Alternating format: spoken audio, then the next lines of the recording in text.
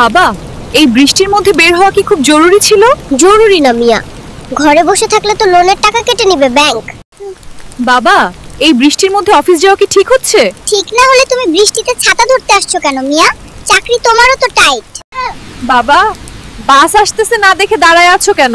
বাস আসুক আর না আসুক, আমার স্যালারি তো বর্ষাতেই ভিজা। এই আঙ্কেল, তুমি বৃষ্টিতে কই থেকে আসছো? ছাতা নাই নাকি তোমারও স্যালারি ভিজা? ওইটা আবার কি কথা বাবা? বাবা, অফিসে যেতে বাস না পেলে কি করবে? তখন বসকে বলবো জ্যামে আটকা নাই, আমি তো দুধের লাইনে আটকা গেছিলাম। বাবা, এত ছোট বয়সে অফিস করতে কেমন লাগে? কি আর করবো, দুধের দামও তো বাড়তেছে প্রতিদিন। বাবা, রিকশার জন্য এত রাগ করছো কেন?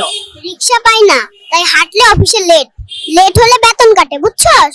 বাবা, এই বৃষ্টিতে অফিসের জন্য এত তাড়াহুড়া কেন? বৃষ্টিতে ভিজলে জ্বর আসবে, কিন্তু বস না গেলে বেতনই আসবে না।